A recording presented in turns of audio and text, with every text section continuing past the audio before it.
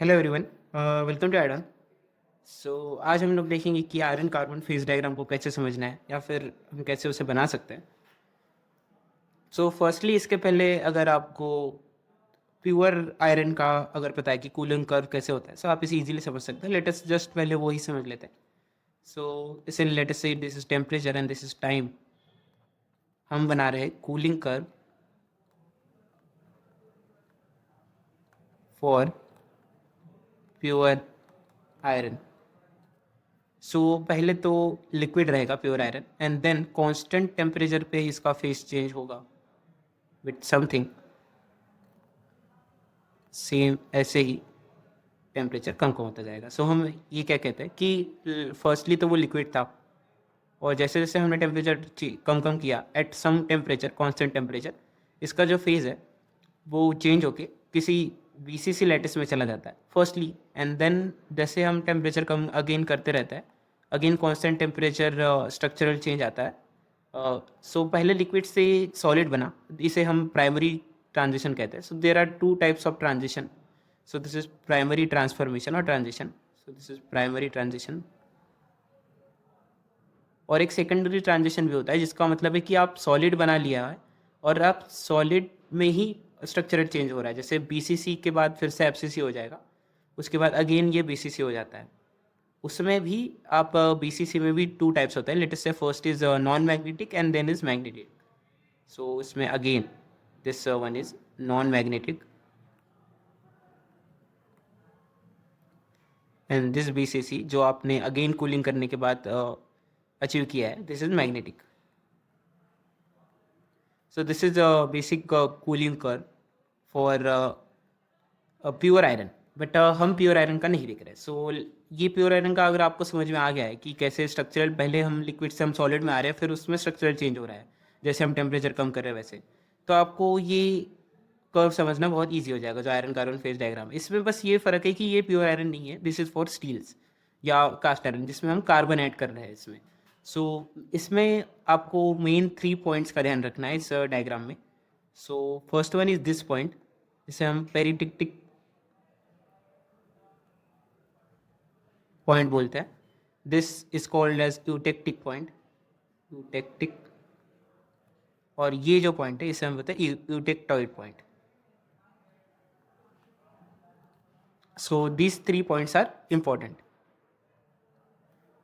सो so let us see कि हम कैसे इसे समझ सकते हैं।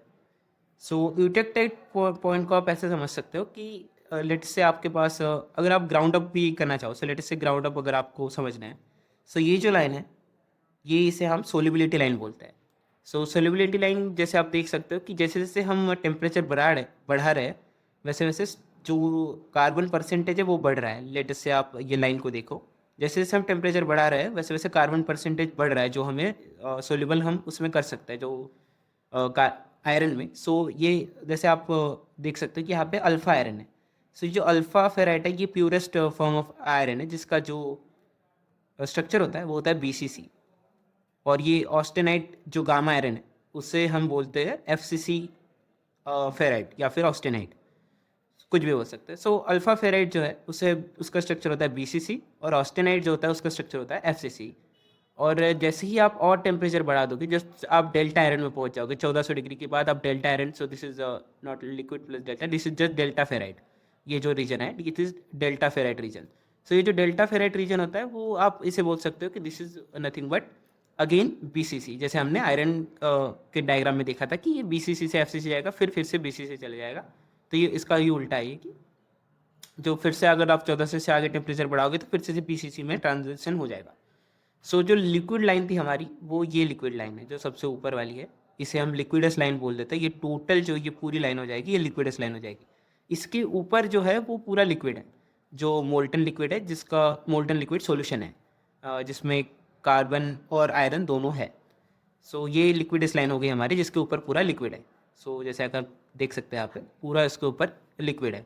उसके नीचे जैसे जैसे आप आते हो तो आपको फेस ट्रांसफॉर्मेशन दिखना शुरू हो जाता है। जैसे सॉलिड बनता जाता है उसके बाद टेम्परेचर और कम करने पे सॉलिड का ही ट्रांजिशन हो जाता है। So structure transition. जैसे हमने पहले बात की कि प्राइमरी ट्रांजिशन की हमने पहले बात की कि प्राइमरी ट्रांजिशन जो होता है वो लिक्विड टू सॉलिड होता है, और जो सेकेंडरी ट्रांजिशन होता है वो सॉलिड टू ही सॉलिड होगा, बट वो उसका स्ट्रक्चर चेंज हो जाएगा। लेटेस्ट से अगर आप ये टेम्परेचर भी बहुत इंपॉर्टेंट है, इसे याद रखने के 723 डिग्री सेल्सियस और 0.8% कार्बन पे अगर आप देखोगे तो ये यूटेक्टाइड पॉइंट आता है। तो एक बार लिख लेते हैं, यूटेक्टॉइड पॉइंट जो है वो होता है 723 डिग्री सेल्सियस और 0.8% कार्बन कंटेंट पे आपको मिलेगा एक यूटेक्टॉइड पॉइंट। उसमें अगर आप देखोगे तो this is nothing but austenite to pearlite transition.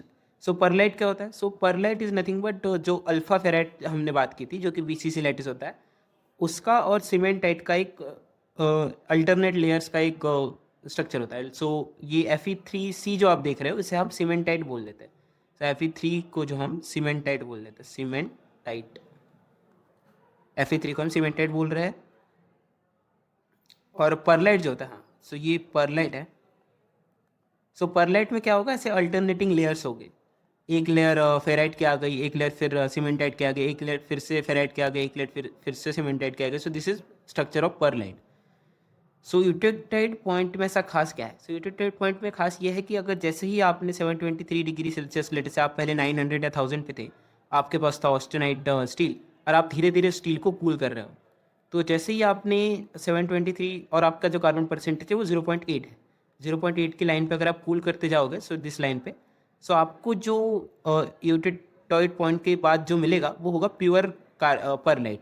सो इसमें कोई ये नहीं होगा कि इसमें सीमेंटाइट भी है, और इसमें मतलब सीमेंटाइट तो रहेगा क्योंकि फेराइट प्लस सीमेंटाइट से ही परलाइट बन रहा है, बट इसमें कोई अदर एक्स्ट्रा सीमेंटाइट नहीं होगा जो उसके ग्रेन स्ट्रक्चर में नहीं है। सो जैसे आप यहाँ पे देख सकते हो कि अल्फा फेराइट भी है, परलाइट भी है और सीमेंटाइट भी है। सो तीनों को एग्जिस्ट कर रहे हैं, जो कि मतलब परलाइट में जैसे हमने बोला कि ये अल्फा फेराइट तो है ही और सीमेंटाइट भी है, लेकिन इनमें परलाइट और सीमेंटाइट अलग से भी एग्जिस्ट कर रहे हैं। जैसे अल्फा फेराइट और सीमेंटाइट अपने खुद के स्टेट में भी एग्जिस्ट कर रहे हैं और मिक्स स्टेट में भी, जो कि परलाइट है तो उसमें भी एग्जिस्ट कर रहे हैं।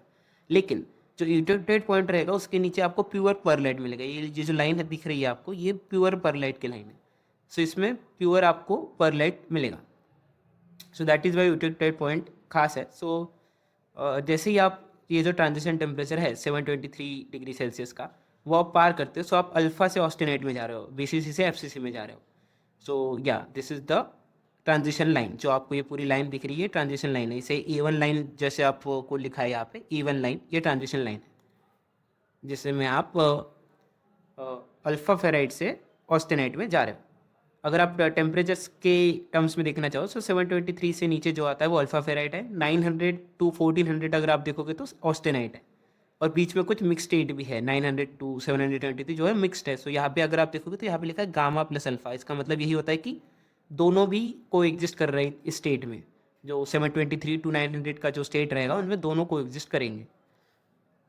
सो नेक्स्ट जो हम देख रहे थे वो होता है सोलिबिलिटी। सो या और सोलिबिलिटी वापस आते हैं कि ये जो लाइन है ये होती है सोलिबिलिटी लाइन। इसका ये मतलब है कि जैसे जैसे आप टेम्परेचर बढ़ाओगे जो सोलिबिलिटी बढ़ेगी कार्बन की वो बढ़ती जाएगी। सो लेटेस्ट से आपका 600 टेम्परेचर था तो कुछ सोल्यूबल कार्बन था, लेटेस्ट से 0.05 या 1%, और जैसे ही आप बढ़ाओगे तो 0.018% हो जाएगा, 1 की जगह 18% हो जाएगा, और एट द सम टेम्परेचर 723 तो ये 0.2% हो रहा है, 0.02% हो रहा है, जो कि मैक्सिमम सोल्यूबिलिटी है फॉर अल्फा फेराइट, जो कि उस टेम्परेचर से कम है। लेटेस्ट से 723 डिग्री सेल्सियस की से जो भी कम स्टील्स है उसके लिए मैक्सिमम सोल्यूबिलिटी क्या है 0.02। और अगर आपको सोल्यूबिलिटी इससे अगर आपने ज़्यादा कार्बन डाल दिया लेटेस्ट से कि 0.02% कार्बन से आपने ज़्यादा कार्बन डाल दिया, सो वो क्या होगा, ये जो देख सकते हो आप सीमेंटाइट बन जाता है। वो एक्स्ट्रा जो कार्बन है वो सीमेंटाइट के फॉर्म में रहेगा उस सॉल्यूशन में। सो दैट इज़ वाई ये परलाइट और सीमेंटाइट में वो बन जाएगा अगर आपने एक्स्ट्रा कार्बन डाल दिया तो। वैसे ही अगर आप ये यूटेक्टाइड पॉइंट का लेफ्ट के सारे जो कार्बन देखोगे जिसमें जो कार्बन कंटेंट है वो 0.8 से कम है, उसे हम बोल देते हैं हाइपो यूटेक्टाइड स्टील्स। सो हाइपो यूटेक्टॉइड स्टील्स। और जो 0.8 से ज़्यादा वाले हैं उसे हम बोल देते हैं hyper eutectoid steels. So hyper eutectoid steels. और जैसे कि आप सबसे बॉटम में देख सकते हो कि 2.08% के बाद जो भी स्टील है उसे हम कास्ट आयरन बोलते हैं, दिस इज़ नॉट स्टील। सो 2% अगर आपका कार्बन कंटेंट है स्टील आयरन में, सो उसे हम स्टील बोलेंगे 2% से कम के लिए, और 2% से ज़्यादा के लिए हम क्या बोलेंगे, कास्ट आयरन बोलेंगे। सो या this is the eutectic point. और सेम अगर यूटेक्ट पॉइंट में हमने देखा जैसे गामा आयरन से अल्फा आयरन में कन्वर्ट हो रहा है, वैसे ही यूटेक्टिक पॉइंट में लिक्विड जो होता है वो कास्ट आयरन अगर आप रीजन में देख रहे हो, सो वो कन्वर्ट होगा लेडेबोराइड में। So this is the ledeburite state. और वही लेडेबोराइड फिर अगर आप टेम्परेचर और कम कम करते जाओ, सो वो परलाइट के फॉर्म्स पे दिखने स्टार्ट कर देगा। परलाइट और लेडेबोराइड जैसे आपको यहाँ पे मिक्सचर दिख रहा है, क्योंकि और ये अगर आप इसके टेम्परेचर के ऊपर देखोगे, जो कि ट्रांजिशन टेम्परेचर है, तो उसके ऊपर आपको जो लेडेबोराइट मिलेगा वो ऑस्टेनाइट से और सीमेंटाइट से बनेगा। लेकिन अगर आप टेम्परेचर के नीचे चले गए तो आपको जो लेडेबोराइट मिलेगा उसमें थोड़ा परलाइट भी होगा। डेल्टा आयरन तो जैसे आप देख सकते हैं कि 1400 से आगे अगर आपका टेम्परेचर है, सो वो डेल्टा आयरन में चेंज हो जाएगा। और दिस इज़ द सोलिबिलिटी। और सेकंड सोलिबिलिटी लाइन अगर आप टेम्परेचर बढ़ाते जाओगे तो this is the second solubility line. जैसे आप देख सकते हैं टेम्परेचर बढ़ाने से सोलिबिलिटी अगेन राइज कर रही है। तो मैक्सिमम सोलिबिलिटी जो होती है वो आएगी यहाँ पे, जो कि होता है 2.06% carbon. Maximum solubility for steel for is nothing but 2% carbon. उसके बाद आपको कास्ट आयरन मिलना स्टार्ट हो जाता है, सो उसके बाद ज़्यादा सोल्यूबल होगा नहीं। और जो मैक्सिमम आप कार्बन परसेंटेज देख पा रहे होंगे वो होता है 6.67%। तो ये कहाँ से आ रहा है कि इतना ही मैक्सिमम क्यों? अगर आप Fe3C का स्ट्रक्चर देखोगे तो C का जो परसेंटेज आता है वो 6.67% आता है। तो अगर आप 6.67% के बाद भी अगर आप कार्बन ऐड कर रहे हो तो वो सोल्यूबल नहीं होगा, वो कन्वर्ट हो जाएगा ग्राफाइट में। So it will be like steel plus cast iron plus graphite only. तो वो सोल्यूबल नहीं होगा किसी में, या फिर मतलब इसका कहना मतलब है कि परलाइट नहीं बनेगा या फिर लेडिबोराइट नहीं बनेगा उससे, जो कि आप स्टील और कार्बन को मिक्स करके बना रहे हो। जैसे आप परलाइट बना रहे हो या लेडिबोराइट बना रहे हो, वो आप नहीं बना पाओगे अगर आपने ज़्यादा कार्बन डाल लिया 6.61 से ज़्यादा। बेसिकली ये डायग्राम का यूज़ तब हम करते हैं जिस अगर हमको टेम्परेचर प्रेडिक्ट करना है या फिर स्ट्रक्चर प्रेडिक्ट करना है किसी भी स्टील का कि किस टेम्परेचर पे क्या स्ट्रक्चर होगा, ऑस्टेनाइट होगा, फेराइट होगा या परलाइट कितना होगा। जैसे आप हीट ट्रीटमेंट करते हो स्टील का, आपको स्टील पर कार्बन परसेंटेज पता होता है किसी भी स्टील का कि आप जिस को हीट ट्रीट कर रहे हो। लेट से आपने हीट ट्रीट करना स्टार्ट किया 400 या आपका रूम टेम्परेचर पे आपका स्टील था और आपके टेम्परेचर बढ़ाते गए। आपको कितना टेम्परेचर देना पड़ेगा, जो फर्नेस का टेम्परेचर कितना सेट करना पड़ेगा ताकि आपको जो आपको डिज़ायर्ड इफेक्ट है या डिज़ायर्ड स्ट्रक्चर है वो मिल जाए। लेट से आपको ऑस्टेनेट स्ट्रक्चर चाहिए तो आपको क्या टेम्परेचर सेट करना चाहिए आपके फर्नेस का, इस चीज़ में इसका इस्तेमाल बहुत होता है।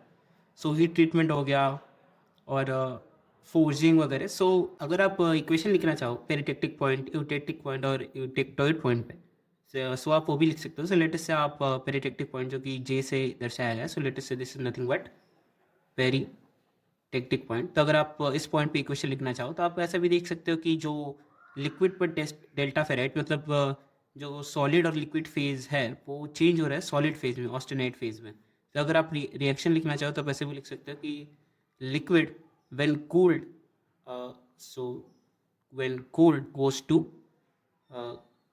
liquid plus solid, liquid plus solid goes to another solid, let us say solid 1 solid 2 and solid 2 is nothing but the austenite जो कि हमें मिलता है, और जो solid 1 है वो है डेल्टा फेराइट।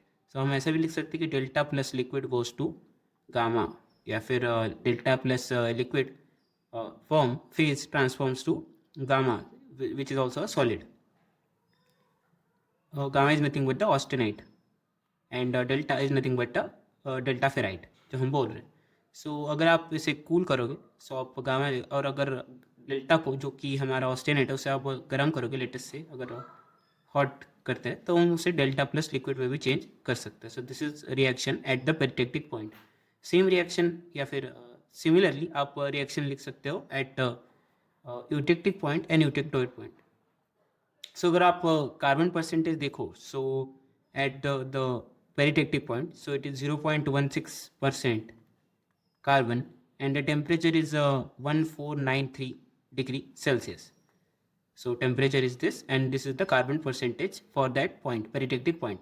सिमिलरली अगर आप यूटेक्टोइड पॉइंट पे लिखना चाहो, सो this is nothing but eutectoid point, जो कि आता है 727 डिग्री सेल्सियस और 0.77% कार्बन परसेंटेज पे. सो आप इसका रिएक्शन ऐसे भी लिख सकते हो कि आप देख सकते हो ऊपर में कि ये ऑस्टेनाइट से चेंज हो रहा है अल्फा फेराइट और पर्लाइट में. अगर आप ऊपर देखो कि ये ऑस्टेनाइट है, गामा आयरन था, और नीचे आके ये अल्फा फेराइट प्लस सीमेंटाइट बन जा रहा है, जो कि तीनों भी सॉलिड स्टेट में है. So solid goes to, let us say solid 1 goes to solid 2 plus solid 3. Austenite goes to ferrite and cementite, जिसमें आप ऐसे भी लिख सकते हो कि gamma iron when cooled goes to alpha ferrite plus cementite which is Fe3C.